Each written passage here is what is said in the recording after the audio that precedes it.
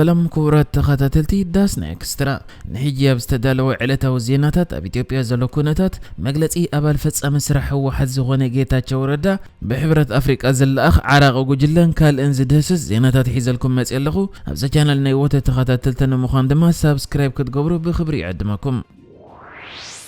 فدرالو منغستي إثيوبيا نكتماتات أخصمن عدوان كم استغوصصرت مال 4 أماسياب زوص مغلص حبيرو مغلص منغست فدرال كاو تهدرات فدرال نأخصمن عدوان تغوصصيروم كوم دما كباب عديغرات عريدو نابتا كتما يغسغس كم زلو خغلص انكلو حيلتاتو يعوتهم زلو يحبيرو بوغن كلل تግራይ دما افنيا حيلتا تግራይ غبره صادقت مال 40 بستفلالي كورنعات كلل تግራይ وق ككايت كم زوعلن اف غنبارات مخونن زالنبسان عوت كم زمزغبو كحبرن كلو اتيا بحر دار زتغبر متقعت خا حلافنت بموسد ات متقعتي نو تهدرو علامه زغبره كم زنبره يغليصو نزامل كتخا مع كن زينا محرا اتيا بحر دار زتغبر متقعتي اب سب زوردو غودات كم زيلا يغليصا እዚ ከም ዚልን ከሎ ግና ኣብ ክልል ትግራይ ኣብ ዝእዋን መራኸቢታት ዘይሰርሑ ከም ድማ ዘይሻራውያን ናይ ወጻኢ ማዕከና ዜና ከኣትዋ ዘይፍቀደን ብምዃኑ እቲ ዝጥቀስ ዘሎ ዓወታት ከሳብ ሕጂ ብናጻ ኣካል ክረጋገጽ ኣይከኣለን ይዝርከብ ነዚ ኣብ ኢትዮጵያ ዝካየድ ዘሎ ውግእ ብዝምልከት ከኣ ሓንቲ ብሉምበርግ እትበሃል ማዕከን ዜና ዘርጊሓቶ ኣብ ዘላ ፀብፀብ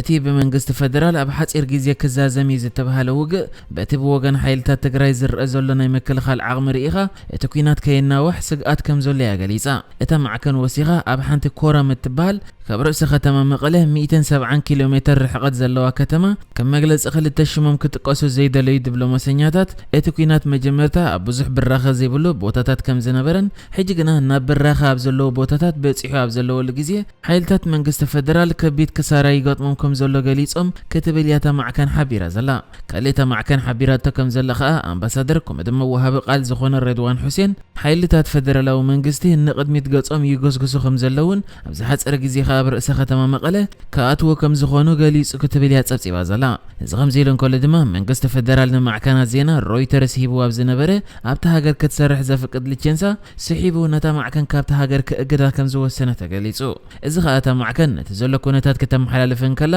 ወገንነት ነይርዋ ከም ድማ ካብ ማሕበረሰብ ዓለም መንግስቲ ጸቕጢ ክወርዶ ዘኽእል ዜናታት ትዘርግሕ ነይራ ብዝብል ምኽንያት ኮይኑ ንማዕከናት ዜና ቢቢሲ ኣምሓርኛን ዶቼ ቬላ ኣምሓርኛን ናይ መጠንቀቕታ መልእኽቲ ሰዲድለን ይዘላ በመሰረት የተወጪ ዘሎ ጸብጻብ ከኣ ሮይተርስ ቅድሚ ዝልቸንሳ ምሕታጋ መጠንቀቕታ ተሰዲድዋ ዝነበረ በመዃኑ ቢቢሲን ዶቼ ቬላን ኣብ መጻኢ ክእገዳ ተኽእሎ ኣለወን ይዝበሃል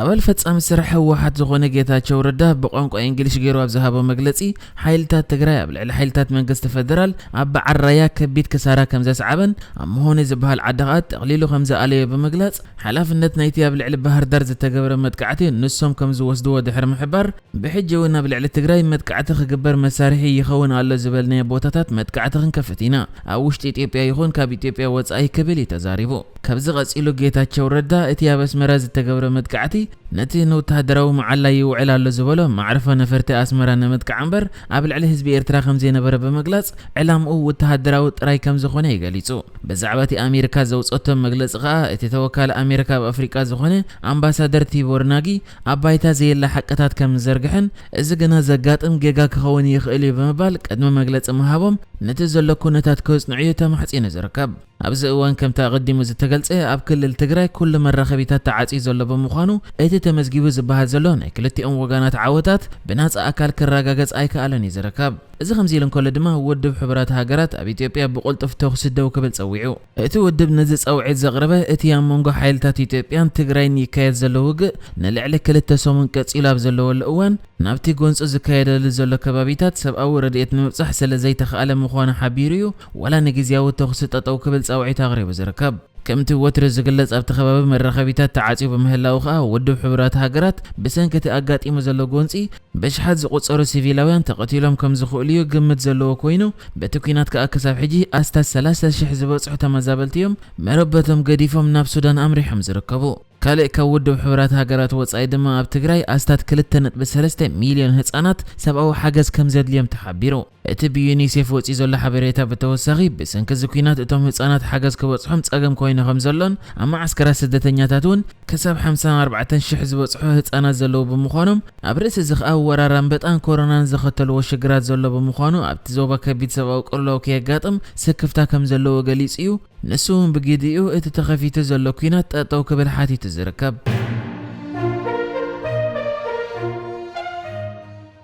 ኣብ ኢትዮጵያ ተኸሲቱ ዘሎ ውግእ ብጀካተ ብዙሓት ውድባት ናይ ዓለም ከስዕቦ ይኽእል እዩ ዝበሃል ዘሎ በዝሒ ተመዛባልን ሰብኣዊ ቅልውላውን ኣብ ኢትዮጵያ ሕጂ እውን ሓድሽ ናይ ሓድሕት ኩናት ፈጢሩ እቲ ሃገር ናብ ከቢድ ዓዘቕቲ ከይሸማ እዩ ዝፍራሕ። እዚ ስለ ዝኾነ ከዓ ዝተፈላለዩ ወገናት እቲ ኩናት ጠጠው ኢሉ ክልቲኦም ወገናት ሽግሮም ብዘተ ክፈትሕዎ ክቐርብ ዝጸንሐ ሕቶታት ብመንግስቲ ፌደራል ተቐባልነት ሲኢኑ ድሕሪ ምጽናሕ ኣብዚ እዋን ፕሬዚደንት ደቡብ ኣፍሪቃ ዘሎ ራማፎሳ ናብ ኣዲስ ኣበባ ነቲ ሽግር መንጎኛ ኮይኑ ዝፈትሕ ልኡኽ ክሰድድ ሓሳብ ኣቕሪቡ ብቐዳማይ ሚኒስተር ኢትዮጵያ ዶክተር አብይ ኣሕመድ ተቐባልነት ረኺቡ ከም ዘሎ ገሊጹ። ኣብዚ እዋን ኣብ መንበር ሕብረት ኣፍሪቃ ዘሎ ፕሬዚደንት ደቡብ ኣፍሪቃ ዝኾነ ራማፎሳ ነቲ ብቐዳማይ ሚኒስተር ኢትዮጵያ ዶክተር አብይ ኣሕመድ ዝተላእከ ፕሬዚደንት ኢትዮጵያ ሳህለ ወርቀ ዘውደ ዝመርሕቶ ጉጅለ ረኺቡ ኣዘራሪቡ ከም ዘሎን እታ ፕሬዚደንት ከዓ ንፕሬዚደንት ደቡብ ኣፍሪቃን ኣብ መንበር ሕብረት ኣፍሪቃን ራማፎሳ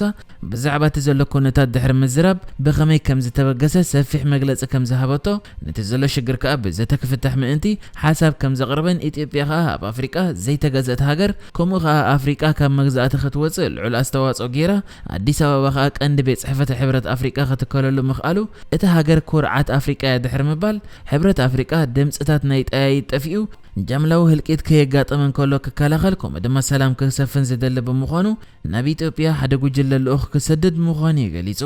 እቲ ጉጅለ ልኡኽ ብናይ ቀደም ፕሬዚደንት ላይቤሪያ ከምኡውን ቀዳመይቲ ናይ ኣፍሪቃ ጓል ኣንስተይቲ ፕሬዚደንት ክትከውን በቂዓ ዝነበረት ኤለን ጆንሰን፣ ናይ ቀደም ፕሬዚደንት ደቡብ ኣፍሪቃ ዝነበረ ከጋላማ ሞንትላንተን፣ ናይ ቀደም ፕሬዚደንት ሞዛምቢክ ዝነበረ ጆአኪም ቺሳኖ ዝምራሕ ኮይኑ ናብ ኢትዮጵያ መጺኡ መጀመርታ ኩሎም ወገናት ዘለዎም ጽልኢ ክጠፍእ ከምኡ ከዓ ንሓበራዊ ዘተዝዕድን ባይታ ተፈጢሩ ኣብቲ ሃገር ሰላም ንምስፋን ክሰርሕ ከም ዝኾነ ገሊጹ። እዚ ሕጂ ኣብ መንበር ሕብረት ኣፍሪቃ ናብ ኢትዮጵያ ክሰደየ ኢልዎ ዘሎ ጉጅለ ልኡኽ መዓስ ክስደድ እኳ እንተዘይሓበረ ቀዳማይ ሚኒስተር ኢትዮጵያ ዶክተር አብይ ኣሕመድ ነቲ ዓራቆ ጉጅለ ልኡኽ ናብ ኢትዮጵያ ክመጽእ መፍቃዱ ምስጋንኡ ድሕሪ ምቕራብ እቲ ሃገር ነቲ ዓራቆ ጉጅለ ልኡኽ ዘድሊ ምትሕብባር ክትገብር ምዃና እምነት ከም ዘለዎ ገሊጹ ዝርከብ። እዚ ከምዚ ኢሉ እንከሎ ግና እዚ ዜና ኣብ ማሕበራዊ ገጻት ኢንተርኔት ክዛወር ድሕሪ ምጅማሩ መንግስቲ ፌደራል ኣብ ዘውፅኦ ዕላዊ መግለጺ ቀዳማይ ሚኒስተር ዶክተር አብይ ኣሕመድ ምስቲ ነብቲ ሃገር ዝመጽእ ናይ ዕርቂ ልኡኽ ብውልቁ ክዛረብ እምበር ምስ ሕወሓት ክዘራረብ ዝብል ዘረባ ካብ ሓቂ ዝረሓቐ እዩ ብምባል